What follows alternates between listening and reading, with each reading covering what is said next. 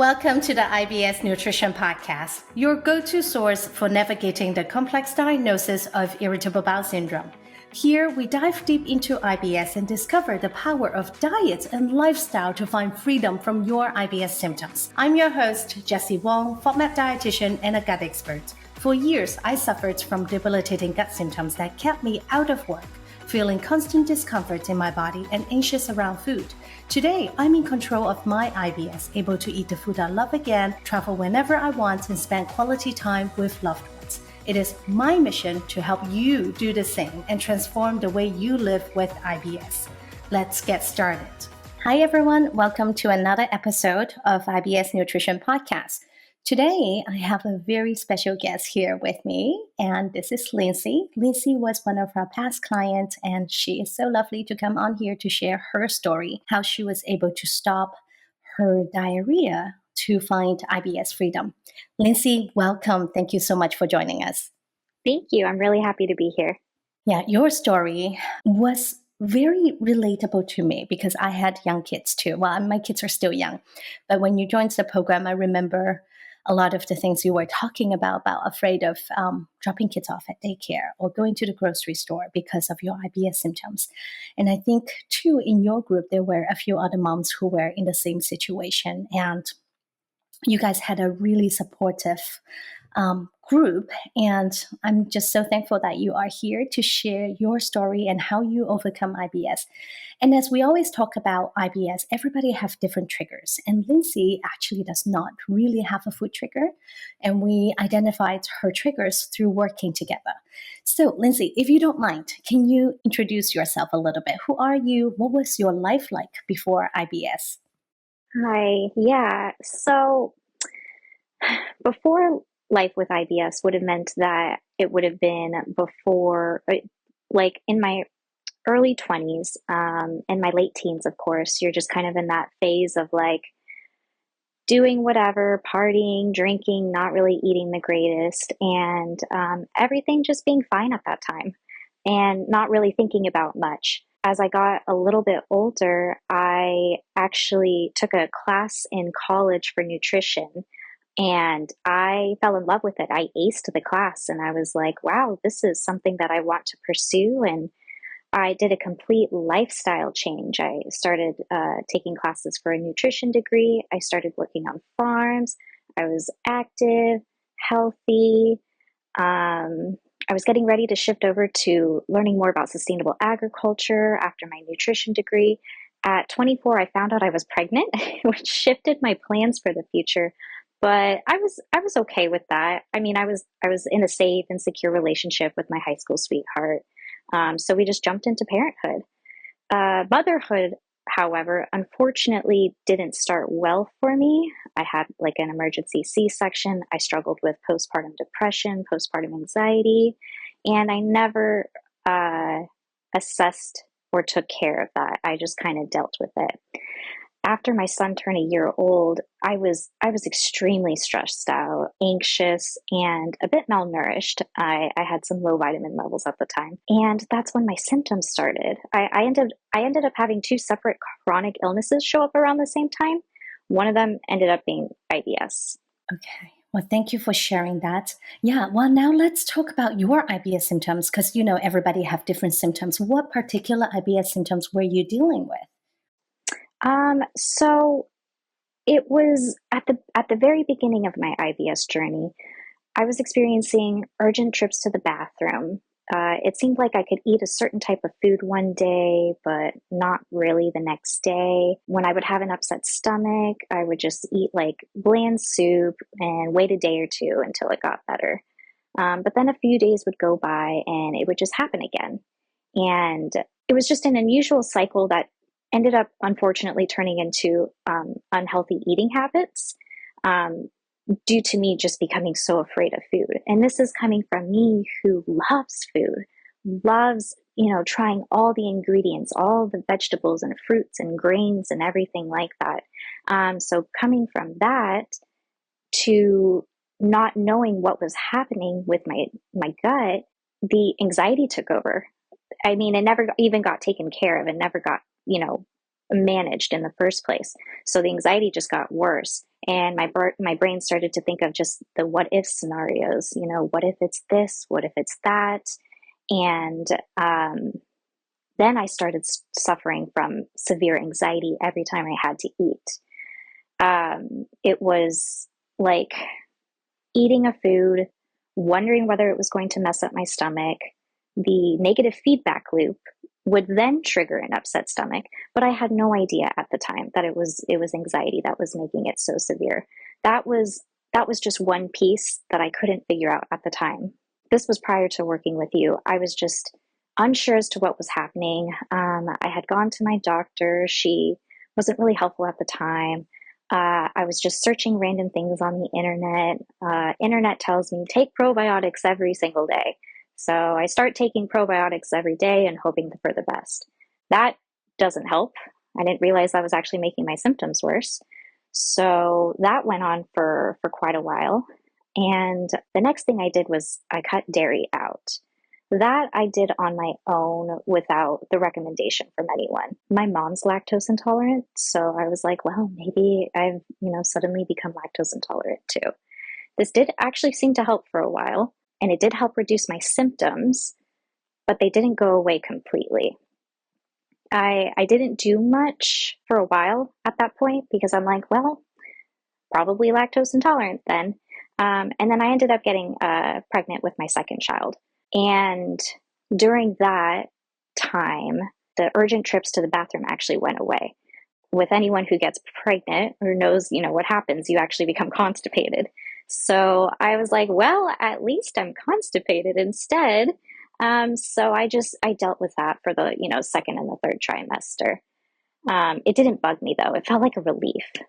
So it was almost like a Band-Aid to the situation, I guess, which is kind of silly to say.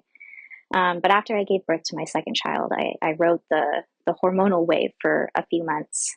But of course, the symptoms, got worse. My anxiety still wasn't taken care of. After that, I started to cut out even more food groups, more and more, to the point where I actually, I was starving myself. I dropped down to about 89 pounds. I was living off chicken broth, boiled chicken, saltine crackers, Jello. That was pretty much my meal. At this time, I switched doctors and hospitals due to just life changes. We moved out of state, and I was able to actually get a doctor to the state that we moved in to run, like a GI doctor, to help run all the tests just to see what was going on. Is it IBS or is it, something else like IBD? We did the tests, like the the stool tests, blood work, ultrasound. I did a CT scan. I did everything. It came back normal every single time. And my doctor, my GI doctor, she's like, well, sounds like IBS. But my anxiety refused to believe this. So I was obsessively emailing and trying to make appointments to keep searching for more answers. But every time they said, it's just IBS. So that was pretty much where I was before I started working with you. That's where I was. I was at a very low point in my life with 2 kids, having panic attacks, thinking about having to leave my house, crying, pretty much just falling apart. You're making me want to cry here because it's so real, and I'm sure everybody listening, they can very much relate to this. Now, in hindsight, I would say all of your tests being normal is a really good thing because we really don't want it to be another condition where it could be life-threatening. Now, losing weight, though, is not a common symptom for IBS, but sometimes if we're restricting eating a lot, that can happen, and it is actually something we would like to address sooner rather than later to stop the weight loss and also bring your weight back to normal. So I'm really glad you're sharing that. Yeah. I was in a severe calorie deficit. And of course, my anxiety wasn't putting those pieces together. It was me telling me it's something so much worse. What if it's colon cancer? What if it's, some other cancer somewhere in my body that they're missing? Even though the test results, every single one was coming back normal. Everything was coming back fine. But when the anxiety is not taken care of, then it's going to get you stuck in a negative feedback loop. And that's where I was for a couple of years. Thank you for sharing that. And I think too, again, a lot of people can relate to it. And this is where I would caution people who are listening There will be companies out there who try to sell you tests because you are a vulnerable population for them. And they will take advantage of this and try to sell you tests directly to you or through a practitioner who may not follow the evidence-based practices. And these are tests such as the GI map, gut microbiome test, or a food sensitivity test. Remember, those tests are not accurate. They are not necessary. Well, more importantly, they're not accurate, but they target the vulnerable people. Lindsey, did you experience those? Did you ever look into those kind of alternative testing when you were looking for help? I looked into it, yes. Like I said earlier, I was taking the probiotics every single day because that's what people on the internet told me to do, that it's going to improve gut health. I think the reason why I didn't get to the point where I clicked submit on purchasing one of those tests was because I had gone and immediately started working with the GI doctor. And the GI doctor was the one that told me, stop taking the probiotics every day right now. There is not enough information on the internet, not enough research to actually prove that this does improve gut health. It's probably a waste of money. And then the same thing too, I had asked her about all of these tests on the internet, and she said, nope, no, don't even bother. So I didn't get to that point, and I'm very glad I did. Yeah, I'm glad too, because it could be, and again, a vicious cycle of wasting time and money. All right. Well, what made you decide to work with us? Well, as someone who obviously has pretty bad health anxiety, I was Googling everything. I would Google the silliest questions, and when Google wouldn't help me, I actually ended up going to Instagram to see if I could find anyone else on that app that could help. I would type in hashtag IBS, but just leave it like that. This is actually how I found your account, was because of the hashtag IBS. I was watching all of your videos that you had posted, like your reels on there. And then I looked at your program that you were offering. And at this point, I was so tired, so hungry. I was so weak, so sad, depressed with my life. And I desperately needed help.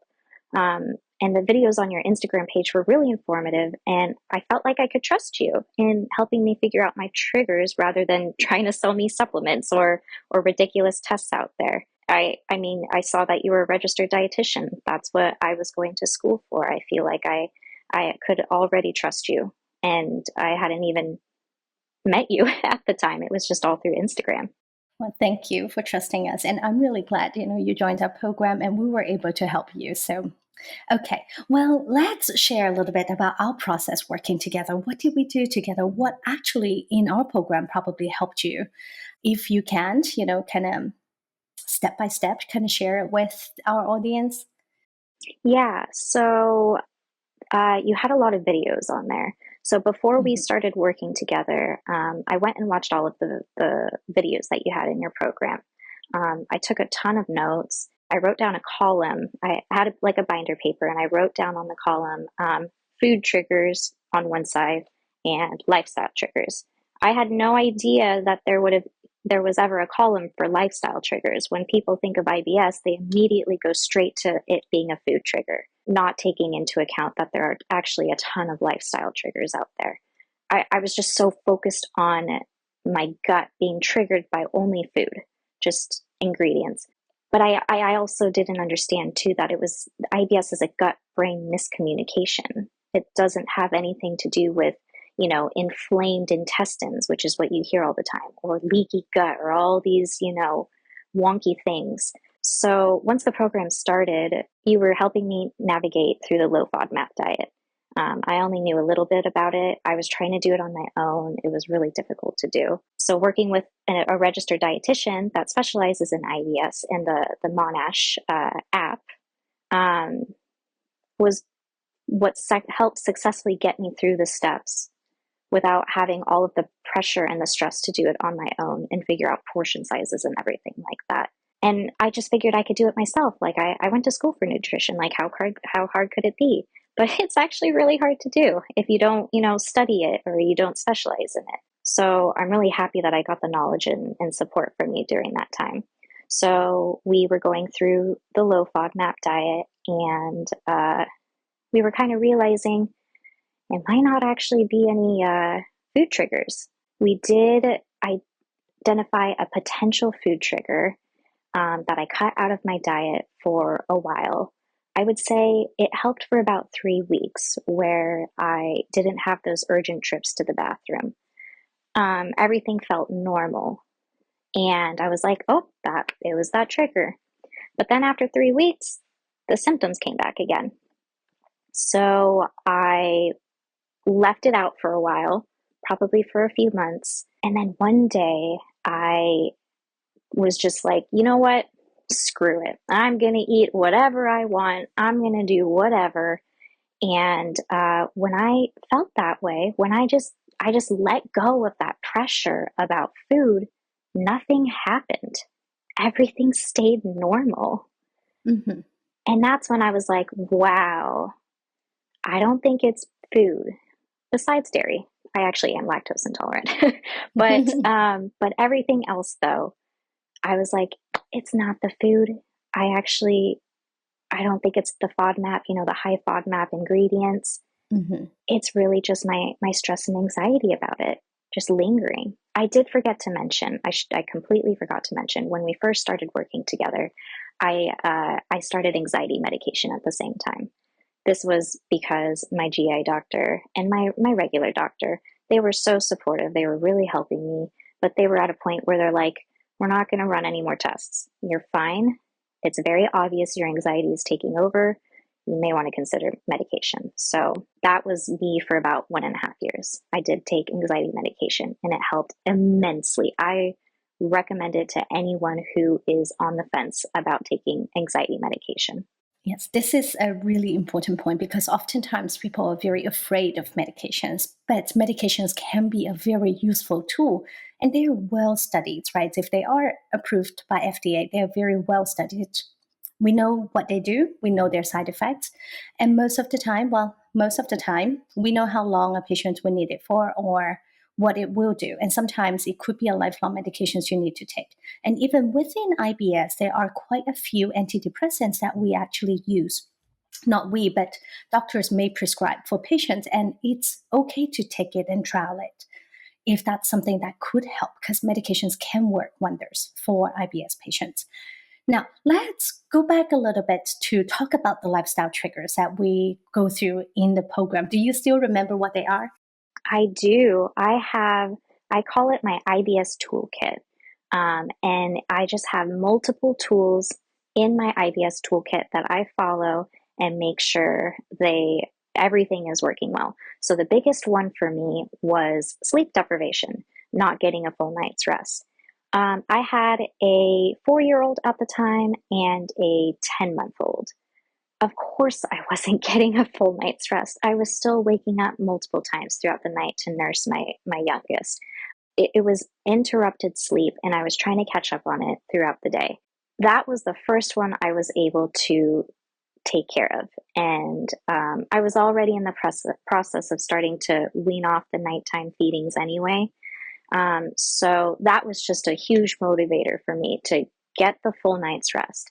And that was probably the most significant and one of the most important ones I did.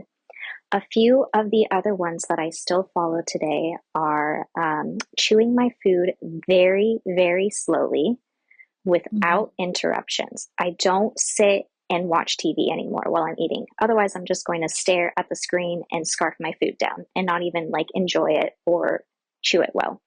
So I now chew my food to an applesauce consistency, and I take my time to eat. I take a very good amount of time to just sit there and enjoy the food that I'm eating. Those are probably the main two that I follow every day. There's definitely more that I'm going to have to remember off the top of my head, but those are the most significant ones for me. Right. So for you, you watch the videos in our program and then you kind of make those changes step by step, right? Yes. Yeah. You have kind of a list in there of just some lifestyle changes or lifestyle triggers that could possibly affect your IBS. And so I just pretty much went off the list. Well, that makes sense. I'm not sleeping well. I'm scarfing down my food. The other one was lack of movement. And that paired in with my anxiety, because when I was super anxious, I'd just sit on the couch and I wouldn't move because I thought if I move, then something's going to upset my stomach. So I had to get over that fear. And I started just doing light exercise because it turns out these urgent trips to the bathroom weren't necessarily IBS-D for me. It was actually IBS-C. And I was not, my gut motility was just really sluggish and slow.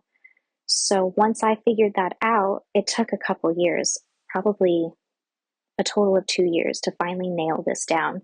Once I figured out that movement, light exercise, it was really helpful, and all of the other things that I learned from your program just by watching those videos in there, it was like a switch turned on in my head, like, oh, duh. Yeah, sometimes it's the little things. Well, actually, I wouldn't say sometimes. A lot of the times, it really is the little things, especially for us moms. We're trying to take care of everybody else and we neglect taking care of ourselves, right? And I'm guilty too when you were talking about chewing your food to applesauce consistency or sitting down to eat. I will have to be honest, I don't always do that, but I know it impacts my gut when I am really rushing through my meals and standing there to eat. So Yeah. thank you for sharing that. Yeah. You just tend to overeat as well. And when you overeat too, then that is another IBS trigger. Yes. So practicing that mindful eating is really important, knowing when to stop, knowing how you feel after you eat. Yes. Being more in tune to your body, would you say? Yes, very much more in tune to it. Right. Now, after the program, how has your life changed? So, well, for the better, immediately. I am so thankful that I did your program because without it, I don't think I would be where I am today now. I kept focusing on managing my symptoms as best as I could, just trying to figure out, if there were any other triggers. And it was a lot of trial and error, but hands down, working with the registered dietitian gave me that confidence and motivation to just keep pushing through those hard days.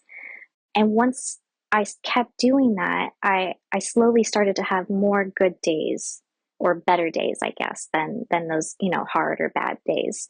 And I did stay on my anxiety medication for about 1.5 years.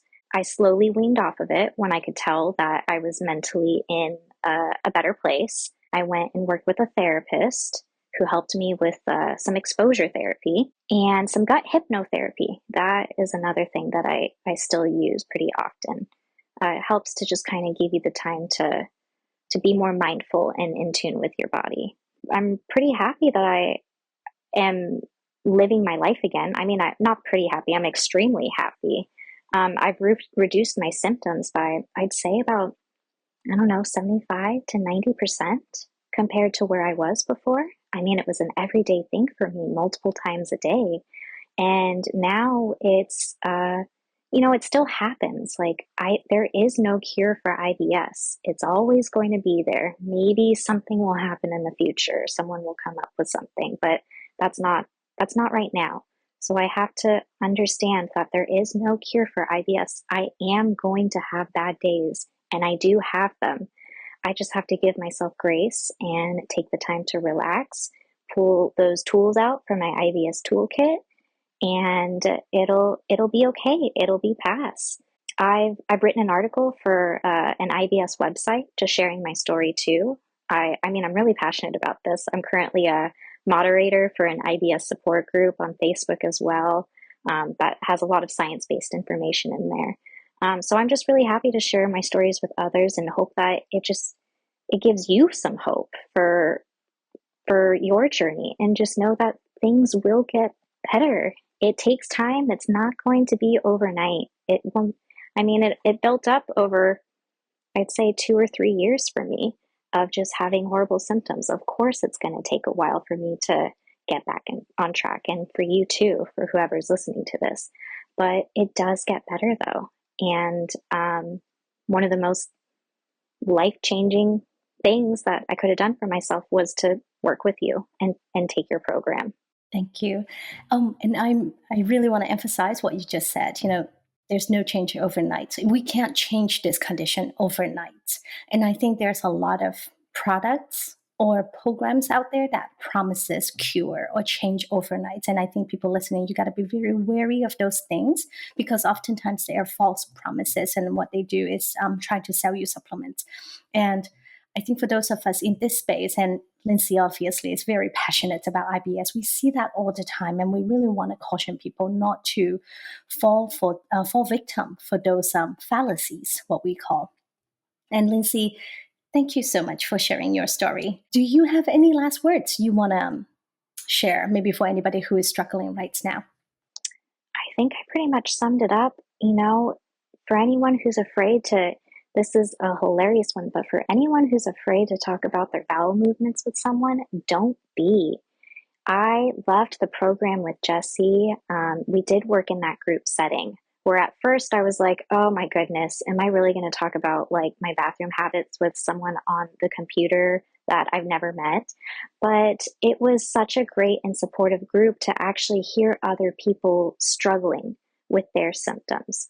Some would cry, because they feel so defeated.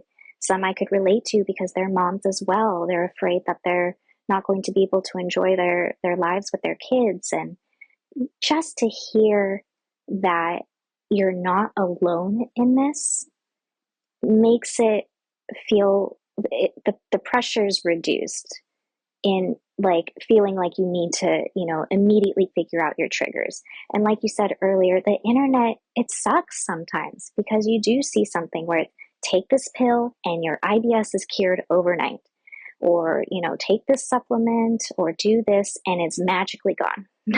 No, it's not going to be that way.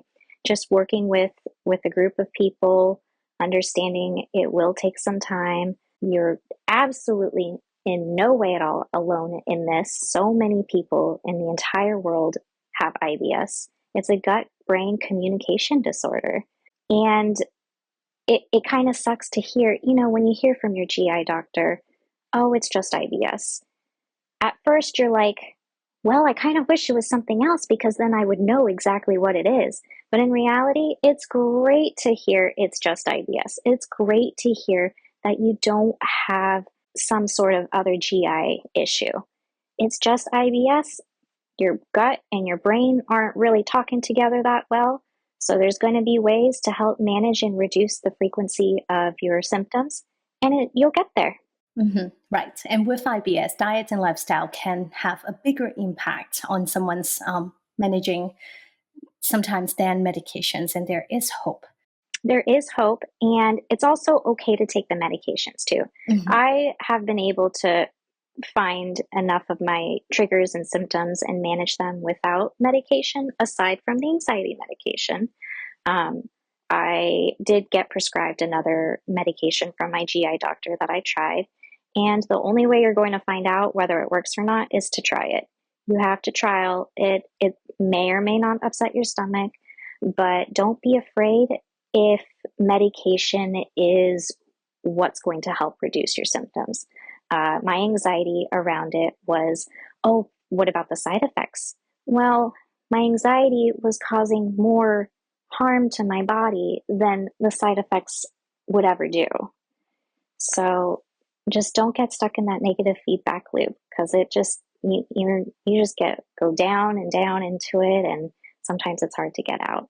But medication, lifestyle changes are such a big one. Whether or not they even are triggers, I think it's good for anyone out there to focus on lifestyle changes anyway.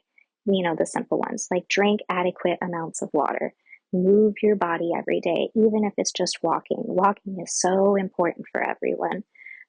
Take the time to enjoy the food that you're eating, and don't be afraid of food. Food is great for you. Don't be afraid to eat it. Yeah. And one thing I think we talked about when we worked together is not skipping meals, right? Yes. A lot of people are really into, fasting and stuff. I don't, if it works for them, great. For IBS, for people who have IBS, it's not a great idea. I don't skip my meals. I have 3 meals a day. I occasionally have a snack in between. and I have my little sweet treat at the end of the day. For me, what I do is I like to stop eating by 7 p.m. Just gives, my gut enough time to digest the food before I go to bed and not, snack throughout the day. Oh, that was another thing too. I would just snack all day long. I would not give my gut any time to take the time to digest a meal. It was just snacking. So I like to stick to my meals, and portion sizes are really important too. Absolutely. It's the small things that we can change, and it's in our hands to change. So if you are listening, give these a try. These are the lifestyle modifications that you can even start now. All right, Lindsey, thank you so much for sharing your story. This is very inspiring for everyone listening and really help them find a better way forward, even just by making the small changes. And I'm sure it is going to be helpful. Thank you so much. Thank you. Thank you for tuning into the IBS Nutrition Podcast. We hope today's episode has brought you closer to understanding and managing IBS. Remember, you are not alone on this journey, and finding freedom is possible. For more on IBS, make sure to follow us on your favorite podcast platforms, and please leave us a 5-star review.